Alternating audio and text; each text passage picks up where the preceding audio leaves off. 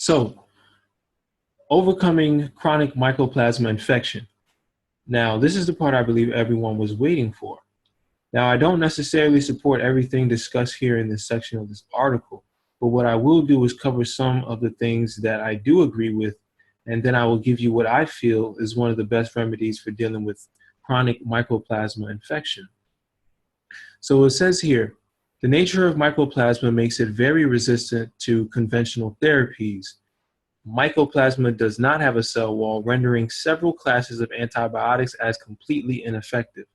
Other classes of antibiotics prove limited benefit in acute infections, but little benefit for chronic systemic infections. So if you decide to see a doctor about a mycoplasma infection, 9 times out of 10, they are going to prescribe you with an antibiotic. There are 2 problems with this. The first one is most antibiotics are only designed to target infections caused by normal types of bacteria. Mycoplasma, however, lack a cell wall around their cell membrane. And for this reason, they are unaffected by many common antibiotics that target cell wall synthesis. Okay. The second problem is that antibiotics don't differentiate between the good and bad bacteria within your body. And by destroying the good bacteria in the gut, you then will create an imbalance that will cause mycoplasma to flourish. And this can potentially make things even worse. In dealing with mycoplasma, healing the gut and restoring your gut flora is an essential first step. This is because your gut wall houses 80% of the cells that make up your immune system. So in this case, it would benefit a person to avoid antibiotics and look towards supplementing with some type of probiotic instead. And there are natural ways of doing this as well, such as eating more fermented foods, such as natural yogurts, sauerkraut, and various types of cultured cheeses. Okay.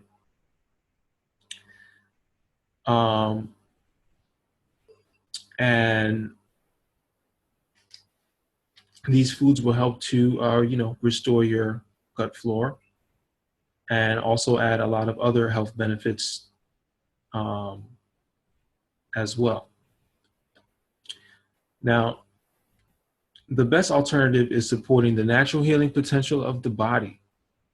Artificially created food products, petrochemicals, and other toxins, artificial sources of radiation, and the stress of modern life disrupt immune function and allow stealth microbes like mycoplasma to flourish. Minimizing these factors is an essential step for controlling the present epidemic of chronic diseases like Lyme disease, fibromyalgia, fatigue syndrome, and autoimmune diseases. So there's also going to be a lifestyle change that needs to occur here also, okay? Things like eliminating stress, eating right, getting more exercise, because we know that exercise also helps to stimulate the immune system a great deal, okay? Taking time off the computer, taking time off the cell phone, spending more time in nature, getting more sunlight, laughing, keeping yourself in a good mood, spending more time with friends and family, reading the Bible, strengthening your spirit. These are all some of the lifestyle changes you can take that will make a great impact in dealing with a mycoplasma infection. Okay.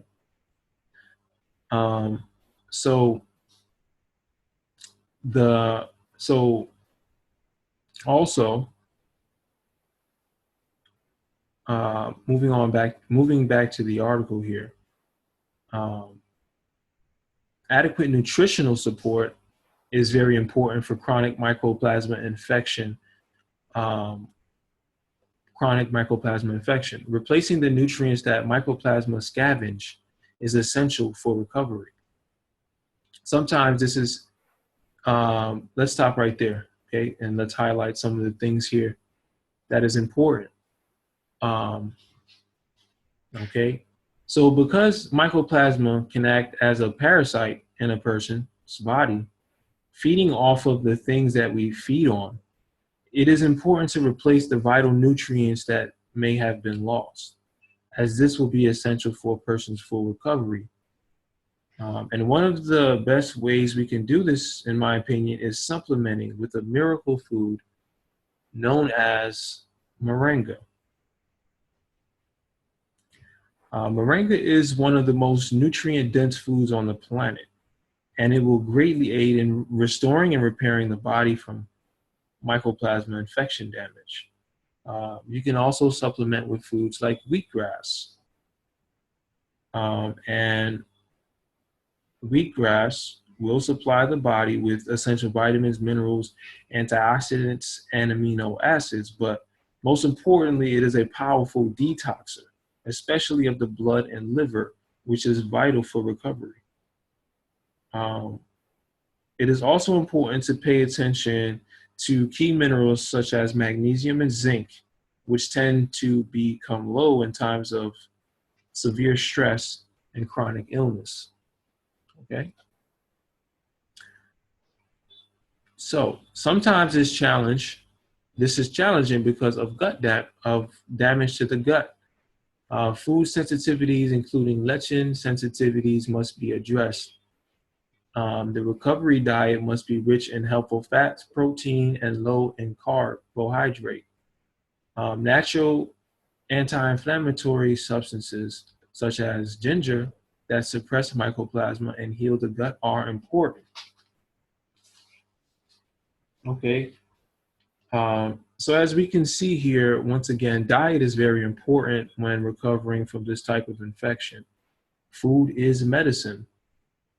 And a lot of times, though, this can be difficult, especially for someone with a stomach issue that is making it hard for them to eat. So in situations like these, herbs such as ginger, peppermint, chamomile, and slippery elm are good choices. Okay. Now, when you read further down in this article, it starts talking about the use of medical mushrooms, which I absolutely do not support. So we'll just leave it there. But what I will discuss with you is what I believe is the most effective remedy to fight against mycoplasma bacteria. And that's over here in an article that I have out of Natural News. It is it is the leaves of the olive tree. And in my opinion, it is a God-given plant that these mycoplasma cannot contend with. And when you take a look at it, you will see what I mean by this. Okay? The use of olive oil and olive leaves has been renowned for nutrition and health benefits for thousands of years. Olive leaf extract was traditionally used throughout the Mediterranean and Middle Eastern regions to treat wounds and infections. Olive leaf extract is one of the best ways to destroy dangerous pathogenic microbes and improve our microorganism count. This has been shown to be extremely effective in preventing colds and flus and improving immune health. Okay, so the olive tree is a very symbolic tree that we can see written about throughout biblical history and scripture. So it's no surprise that it's been used in the Middle East for all of this time. Okay. There are over 30 distinct polyphenols in freshly picked olive oil fruit and leaves that synergize when used in combination. The unique polyphenols, oleuropein, hydroxytyrosol, caffeic acid, and verbicide are considered to be the most responsible for giving olive oil and olive leaf extract their antioxidant and anti-inflammatory properties. These antioxidants are what also provide the distinctive tangy, pungent, almost bitter flavor that one experiences um, with high quality extra virgin olive oil. Excuse me. Olive leaf has 400% more antioxidants than vitamin C and double the antioxidants found in green tea. So we can see when comparing olive leaf to other herbs, it comes out on top in terms of its antioxidant count. And antioxidants are important to eliminate free radicals and clear up any damage caused by to the body caused by oxidative stress. Okay. So continuing further, olive leaf extract in your immune system. Olive leaf extract is a strong antiviral because it interferes with the ability to produce amino acids that are essential for viral replication. It also prevents viral shedding, budding, or assembling at the cell membrane. This keeps the virus from penetrating the outer surface and mutating the DNA of the cell. Olive leaf extract also has the ability to directly penetrate a virally infected cell and stop the viral replication process. So when you take olive leaf extract, it will block the ability of the virus or bacteria from being able to replicate itself. That's huge because these pathogens are only strong when they become large in number. So by eliminating their replication capability, and it allows us to prevent them from spreading and taking. It stops them from spreading, and it helps to fight off any type of infection. Okay. Olive leaf also prevents these pathogens from being able to penetrate your cells, which is the way Mycoplasma and other bacteria get in to cause infection. But most shocking of all